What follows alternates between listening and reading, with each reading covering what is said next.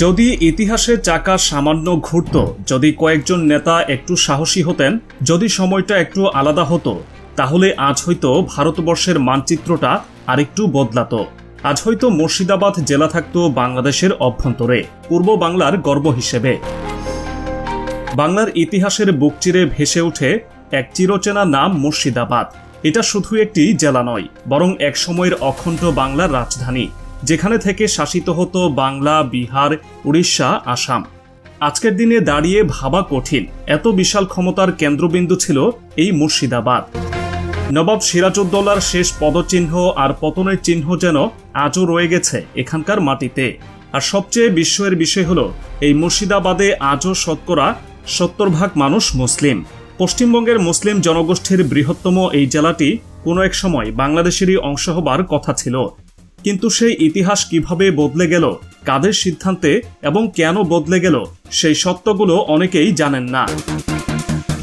1947 সালের 15 আগস্ট ভারত স্বাধীন হলো, পাকিস্তানও জন্ম নিল। সবার নজর তখন সীমান্তে, কে কোথায় পড়বে, কোন অঞ্চল কাদের দখলে যাবে। কিন্তু এখানেই এলো সেই চরম ধোঁকাবাজি। ওই সময় ইতিহাসবিদ এনজি রেঞ্জার ও বিভিন্ন ব্রিটিশ নথি থেকে জানা যায়, দেশভাগের পরিকল্পনায় স্পষ্টভাবে মুর্শিদাবাদকে পূর্ব পাকিস্তানের অংশ হিসেবে ভাবা হচ্ছিল, কারণ তার জনসংখ্যা তখন প্রায় পুরোপুরি মুসলিম প্রধান। শুধু তাই নয়, স্বাধীনতার ঠিক দুদিন পর পর্যন্ত মুর্শিদাবাদে পাকিস্তানের পতাকা উড়েছিল। সেখানকার মাদ্রাসা, স্কুল, এমনকি প্রশাসনিক ভবনগুলোতেও পতপত করে উড়ানো হয়েছিল চাঁদ তারা খচিত সেই সবুজ পতাকা। তখনকার সময় মুর্শিদাবাদের মুসলিমরা বিশ্বাস করতেন তারা পূর্ব পাকিস্তানের সঙ্গেই যুক্ত হবেন। কারণ হিসেবে তারা দেখিয়েছিলেন তাদের সাংস্কৃতিক, ভাষাগত এবং ধর্মীয় মিল। ইতিহাস গবেষকরা বলেন, স্থানীয় মুসলিম সমাজ এমন মানসিক প্রস্তুতি নিয়েছিল যে তারা পাকিস্তানের অংশ বলেই নিজেদের দেখছিল। কিন্তু নাটক শুরু হয় হঠাৎ করেই। 17 আগস্ট দেশভাগের ঠিক দুদিন পর কলকাতা থেকে ভারতীয় সেনাবাহিনী প্রবেশ করে মুর্শিদাবাদে।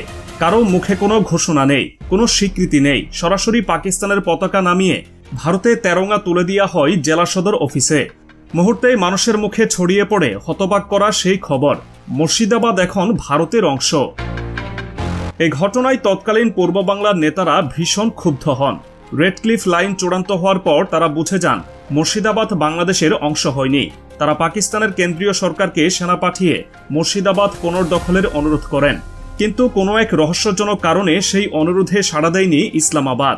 রাজনীতি বিশ্লেষক অধ্যাপক আতাউর রহমান তার সাক্ষাৎকারে উল্লেখ করেন, কাশ্মীর ও পাঞ্জাব নিয়ে যেভাবে পশ্চিম পাকিস্তান লড়াই করেছে, পূর্ব পাকিস্তানের সীমান্ত নিয়ে তেমন কোনো আগ্রহই দেখায়নি তারা।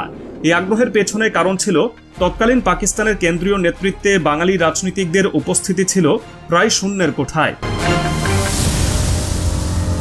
আর এখানেই গড়বড়টা হলো, পশ্চিম পাকিস্তান যখন সীমান্তে রক্ত দিয়ে ভূখণ্ড রক্ষার চেষ্টা করছিল, বাঙালিরা তখন শুধুই আবেদন করছিল। আর সেই আবেদন একের পর এক বাতিল হয়ে যাচ্ছিল। মুর্শিদাবাদ, আরাকান, করিমগঞ্জ, মালদা এসব জায়গা যেগুলো ভাষা, সংস্কৃতি ও ধর্মের ভিত্তিতে পূর্ব পাকিস্তানের হওয়া উচিত ছিল, সেগুলো হাতছাড়া হয়ে গেল। হাতছাড়া হলো শুধু মানচিত্র নয়, হারিয়ে গেল ভবিষ্যতের সম্ভাবনাও। মুর্শিদাবাদের রাজনৈতিক গুরুত্ব বোঝা যায় আরও স্পষ্টভাবে যখন আমরা দেখি এই জেলার আয়তন। প্রায় 5324 বর্গ কিলোমিটার এলাকা জুড়ে বিস্তৃত এই জেলা বাংলাদেশের বর্তমান রাজধানী ঢাকার প্রায় 3 গুণ বড়। শুধু তাই নয়, এখান থেকেই একসময় ভারতবর্ষের 7টি রাজ্য শাসিত হতো। ইতিহাসবিদ গোপাল হালদার তার গবেষণায় জানান, মুর্শিদাবাদ ছিল না শুধুই রাজধানী, ছিল ভারতবর্ষের অন্যতম ধনী শহর। সে সময় শহরটির রাজকোষে সোনার মুদ্রা জমা হতো গোনার অযোগ্য পরিমাণে। কিন্তু সময় বদলায়, ইতিহাস কখনো কখনো নির্মম হয়। 1757 সালে পলাশীর যুদ্ধে নবাব সিরাজউদ্দৌলার পতনের পর থেকে শুরু হয় মুর্শিদাবাদের অধঃপতন। ব্রিটিশরা একে একে সমস্ত সম্পদ লুট করে নিয়ে যায় কলকাতায়। সোনার মুদ্রা, হীরা, মুক্তা সবই চলে যায় অজানায়। আর যখন 1772 সালে মুর্শিদাবাদ থেকে রাজধানী সরিয়ে কলকাতায় নিয়ে যাওয়া হয়, তখনই শেষ হয়ে যায় বাংলার সেই ঐশ্বর্যের যুগ। আর এই ইতিহাসকে সামনে রেখে পূর্ব পাকিস্তানের বাঙালি নেতারা দেশভাগের সময় দাবি তুলেছিলেন মুর্শিদাবাদ যেন পূর্ব পাকিস্তানের অংশ হয়। কিন্তু ভারতের হিন্দুত্ববাদী রাজনৈতিক মহল সে দাবিকে কোনোভাবেই মানতে রাজি হয়নি। কারণ এই জেলার মধ্য দিয়েই প্রবাহিত হয় পদ্মা নদী। কলকাতা বন্দর সচল রাখতে হলে পদ্মার পানির প্রবাহ বজায় রাখতে হবে, আর সেটার একমাত্র রাস্তা ছিল ফারাক্কা বাঁধ। এই বাঁধ তৈরি হয় ঠিক মুর্শিদাবাদের বুক চিরে। ফারাক্কার উপর দিয়ে তৈরি সড়কপথ ভারতকে তার উত্তর পূর্বাঞ্চলের রাজ্যগুলোর সঙ্গে যুক্ত রাখে। যদি মুর্শিদাবাদ পাকিস্তানের অংশ হয়ে যেত, তাহলে ভারতের হাতে থাকতো না এই কৌশলগত সুবিধা। আর এই কারণেই ভারতের কংগ্রেস নেতারা যে কোনো মূল্যে মুর্শিদাবাদকে ভারতের সীমানার ভেতর রাখতে চেয়েছিলেন। সেই চাপের মুখেই রেডক্লিফ কমিশন তাদের পক্ষেই রায় দেয়। পাকিস্তানের নেতৃত্ব তখন পুরোপুরি পশ্চিম পাকিস্তান ঘরানার হাতে। তাদের কারো মাথা ব্যথা ছিল না পদ্মার পানি কার হাতে থাকছে কিংবা ফারাক্কা বাঁধ কাকে ক্ষমতা দিচ্ছে। সেই অবহেলার খেসারতি আজও দিয়ে চলেছে বাংলাদেশ।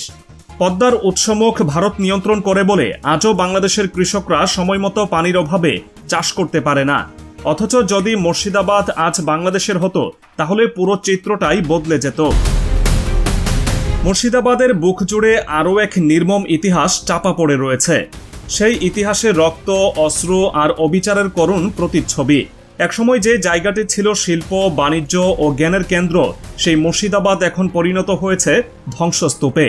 যেখানে মুসলিম নবাবদের গড়া রাজপ্রাসাদ, মসজিদ, কবরস্থান পড়ে আছে অযত্নে, অবহেলায়, ইতিহাস ভুলে যাওয়া কোনো মৃত শহরের মতো। কোনো সরকার, কোনো সংস্থা এই নিদর্শনগুলো সংরক্ষণের চেষ্টাও করছে না। বরং আজকের হিন্দুত্ববাদী ভারতের একটি দল মনে করছে মুর্শিদাবাদের মুসলিম ইতিহাস মুছে ফেললেই তাদের ভারতীয়ত্ব প্রমাণ হবে। ফারাক্কার পানিতে যেমন মুর্শিদাবাদের ভিটেমাটি হারিয়ে গেছে, তেমনি ইতিহাসের পাতাতেও যেন হারিয়ে যাচ্ছে এই মহান জনপদের সোনালী অতীত।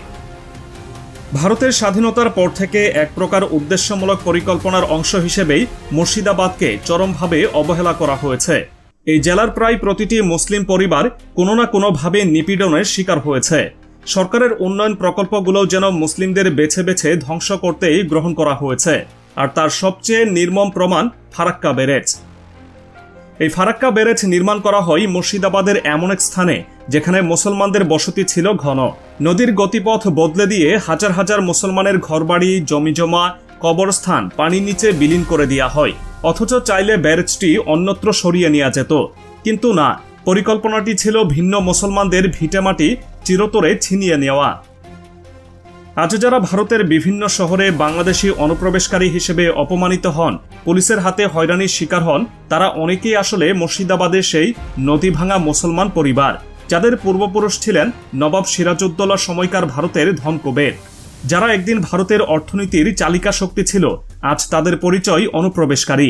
এক চরম ব্যঙ্গ, এক জাতিগত অপমান। এত কিছুর পরও থেমে নেই নিপীড়নের ধারা। একদিকে সরকারি অবহেলা, অন্যদিকে রাজনৈতিক বিদ্বেষ ছড়িয়ে মুর্শিদাবাদের মুসলমানদের অস্তিত্ব সংকটে ফেলা হয়েছে। পশ্চিমবঙ্গের বিরোধী দলীয় নেতা শুভেন্দু অধিকারী প্রকাশ্য সভায় দাঁড়িয়ে বলেন, ক্ষমতায় এলে মুসলমানদের ঘরবাড়ি বোলডোজার দিয়ে গুড়িয়ে দেবেন। এটা কোনো বিচ্ছিন্ন বক্তব্য নয়, এটা হচ্ছে হিন্দুত্ববাদী রাজনীতির আজকের নগ্ন রূপ।